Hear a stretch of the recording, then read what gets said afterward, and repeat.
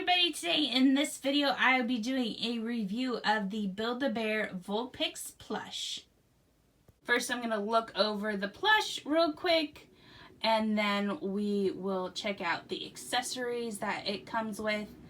We have some nice dark socks in the front. It's very soft plush with the eyes, super cute. And then the tail stands up on its own. The way it's sewn, there's nothing like hard. I don't think it's kind of foamy, the tail. I don't feel any like cardboard, so it's very flat tail. And there's a little thread there from where they sew it up. And this one does have the sound chip inside.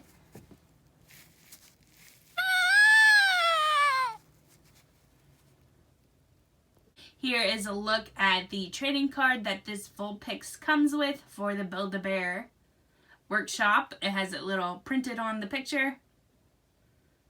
Vulpix does come with two different outfits. The first one is this little hooded cape.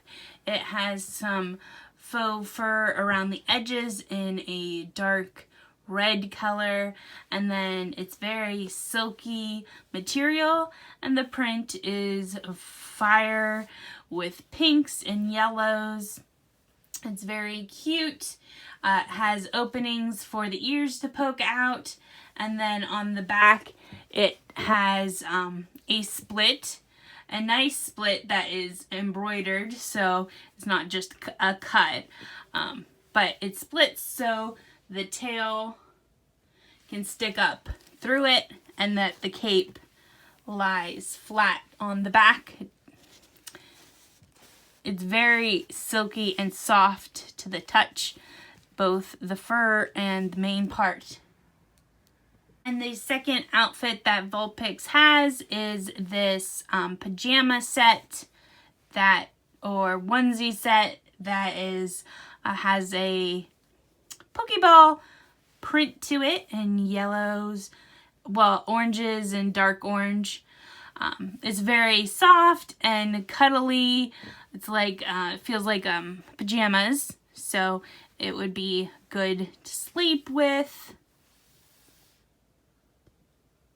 Okay, now I'm going to go over some review points, the plush quality and appeal. Overall, I would say it's a very quality plush. Build-A-Bear always does really high quality plushes. Vulpix is no exception, and the cuteness of the face and overall I think it has a high appeal. Yeah, it's just very, very cute. Are the seam lines nice and tidy? I would say they are. They seem to be very pronounced in the face. Like you can definitely tell where the stitches are more so than other Pokemon.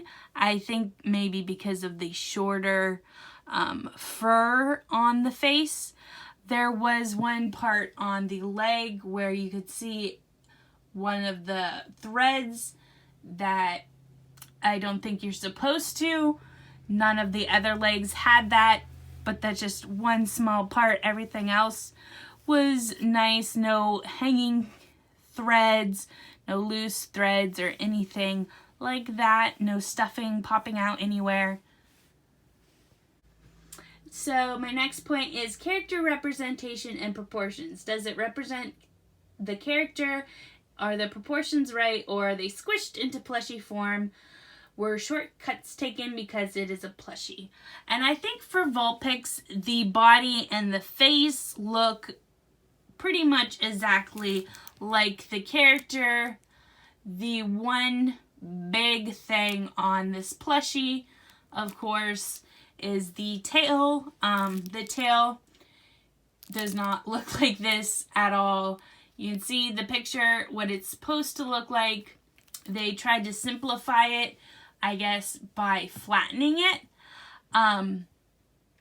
which I think kind of, in a way, looks a little bad I see that I think having that many separate tails would have been really heavy and cumbersome.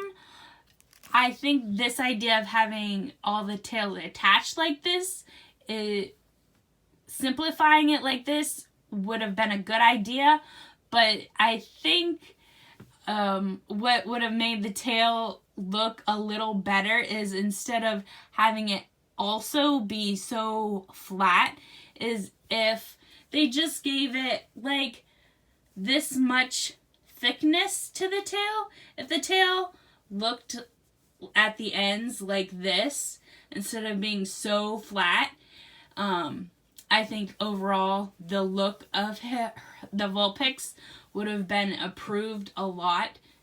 I'm not saying they need to have the separate tails or big, huge tails, but I think they could have done a better job instead of just having this really flat tail. Next is my favorite part, which is the squish test. Does it feel nice in my hands, squish well, and could it make a cuddly, comforting companion toy for a child? So I'm gonna give it the squish all over. Everything is super soft, nothing sharp or irritating. The only hard part is where the sound chip is, and even the tail squishes and then goes back to form, which is very nice.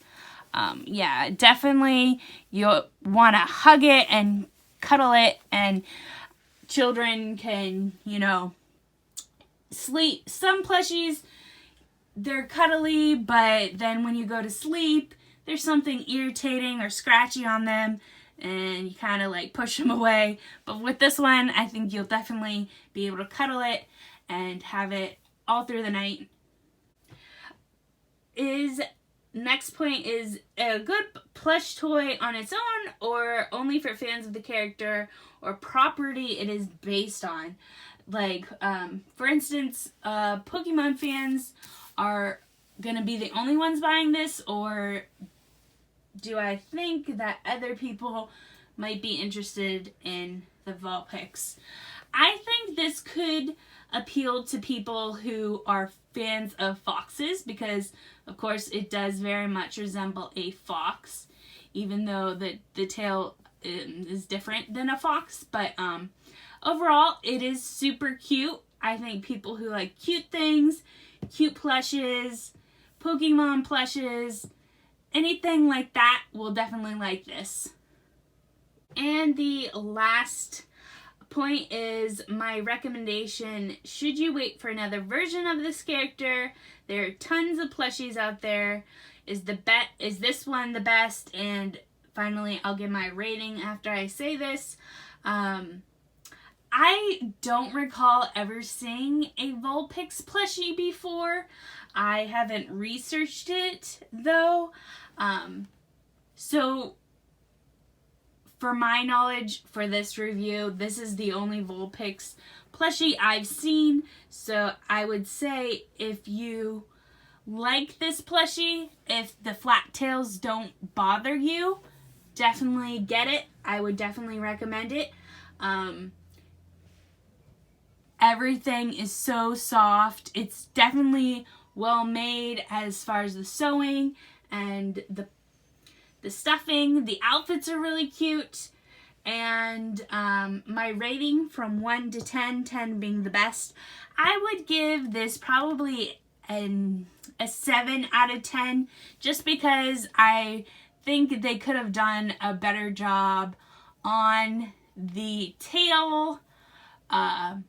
So thank you guys for watching this review. Bye!